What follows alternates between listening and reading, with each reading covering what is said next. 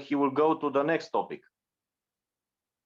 which is the doctrine of innate or primordial enlightenment. That is Okay. yes. Yes, this is a similar topic from the same book. Let me go there. Maybe we can go more quickly because I have spoken quite a lot about the Buddha nature, but it's important, of course. Let's go there. It will be the 17th topic. The doctrine of innate or primordial enlightenment is to be found on page 145. Yes. Those of us, for those of you watching the video later and studying along with me, and you can go there. 145.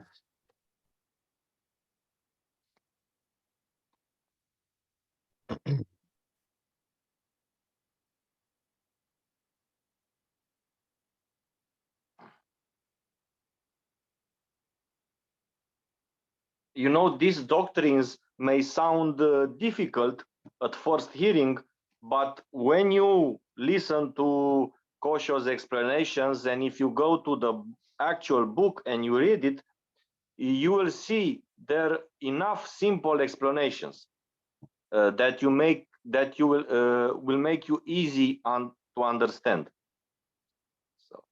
So you should not be afraid when you hear such words. They are very simple.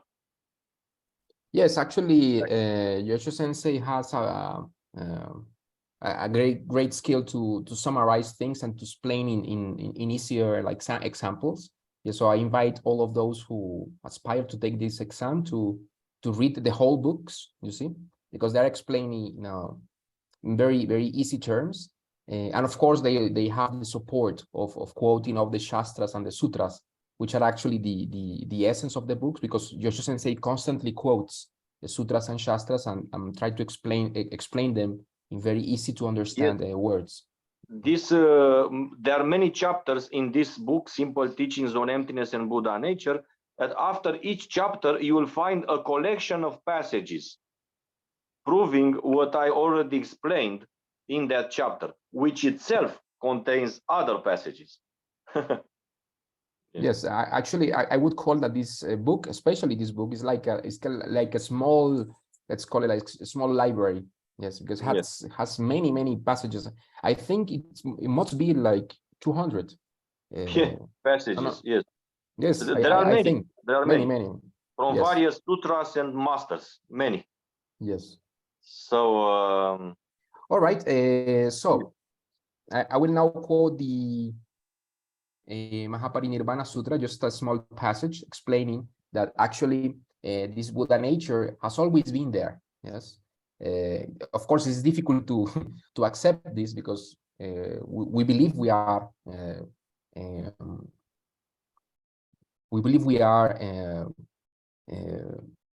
sentient beings, ordinary sentient beings possessed by blind passions.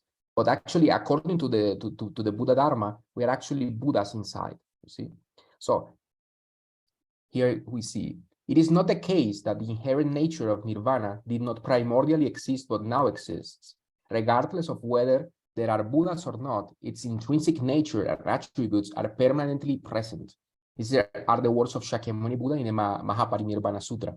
He says, because beings are enveloped by the afflictions or kleshas, they do not perceive it, and they say that nirvana does not exist. Bodhisattva Mahasattvas who train their minds with morality, insight, and meditative concentration eradicate the afflictions and then come to perceive it. Hence, they know that nirvana is permanently present by nature, and it is not something which did not exist primordially, but now does exist. Therefore, they deem it to be permanent. So, what is Shakyamuni Buddha talking about here? He's saying that Buddha nature is not created and nor destroyed. Yes, that is actually the beauty of Buddha nature. It's not created by anyone. So it's not like we go to the Pure Land and we discover something new. Yes, this is something that we have overlooked, but it was always inside of us. Okay, it's like the classical example of the clouds covering the sun. The fact that you remove the clouds does not create the sun. It only reveals what was already there. And the light of Buddha nature is already perfect on itself. It's not created, not destroyed. The only thing that is destroyed are the kleshas. These can be destroyed, okay? But Buddha nature is not itself created nor destroyed. It is everlasting. It is beyond beginning or end. It is beyond any description, okay?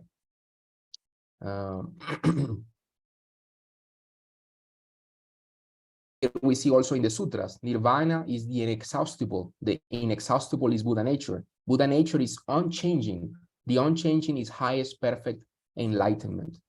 Okay, that is to say that when we go to the Pure Land, yes, the only thing that will be destroyed will be our ground views and our kleshas. But actually, the Buddha nature, which was already there, yes, as Jodo Sensei explained, this is the base, the path, and the fruit.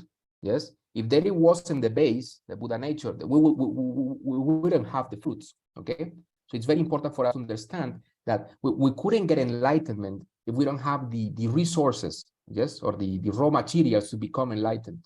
Okay, that is why the Buddhas can help us, is because we already have this Buddha nature within us. Okay.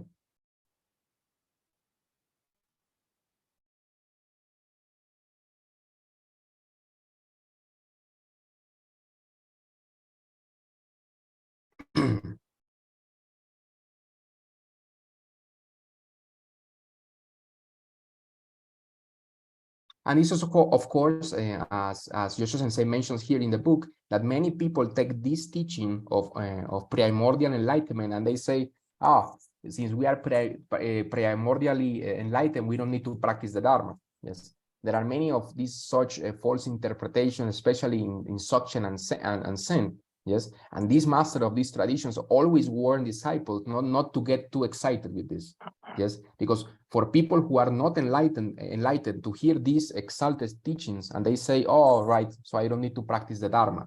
No, of course, we need the base, but you need also the path in order to get the fruit. Yes? If you don't practice the Dharma, especially in the Jiriki, the path of the sages, and you don't practice the Dharma, then you won't get enlightenment. Okay. In the case for us Jodo Shinshu Buddhists, will be to hear the Dharma. If you don't hear the primary vow and you don't entrust yourself to Amida Buddha, then there is no way for you to discover your Buddha nature in the Pure Land. This must be clearly understood. Okay. Yes. So yes. Please. So even if we have Buddha nature, and this is primordially there, it will remain there. Like for example, let's say, imagine that you are a poor guy, yes, but beneath your house, I don't know, maybe 1 kilometer or let's call it 200 meters below the ground, you have $1 million. So you have like a huge and rare diamond, which is worth €1 billion or $1 billion. If you don't have the resources or the mining or the equipment to go there and to get this treasure, then you are both rich and poor. Because I mean, you are poor in the sense that, I mean, yes, you could say, yeah, there is a treasure beneath. I have seen it in my radar. It's there, but I have no access to it.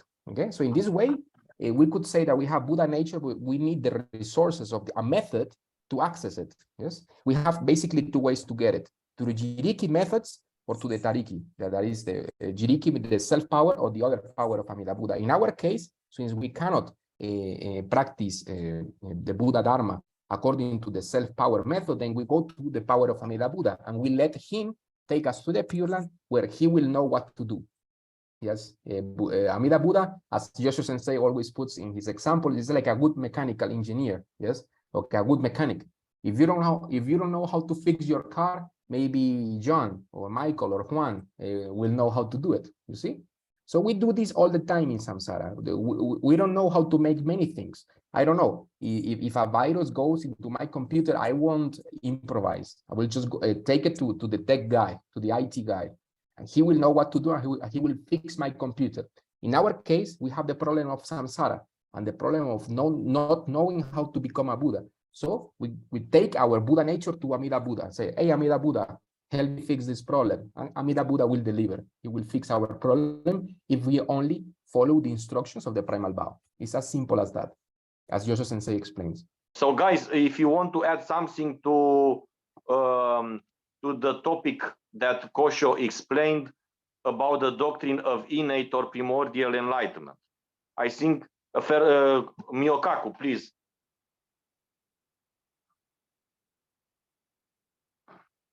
Namo Amida Butsu. I just wanted to add like an example, honoring what is happening here. It's like if you have like a brand new, I don't know, high-end cell phone, like a smartphone, and it's so bloated with viruses and all these useless programs, and so it turns slow and it turns like really, really bad. And it's like you have to program that on a very complex level, and if you don't have the tools to do it, you better don't touch it. You leave the professionals to do it, because otherwise you might be messing things there, and the thing is gonna blow up in your hand or something like that. So thank you for your observation. Yes. Yes. Good. So you guys understood the idea. It's very simple. Buddha nature is already enlightened. We just discovered it. Buddha nature already contains myriad of enlightened Qualities. qualities. Yes. And we do not invent Buddha nature. This is, we do not invent it, we do not create it, it is already there, we discover it in the Pure Land. So that's the idea. Very simple, isn't it? It's very simple. Okay.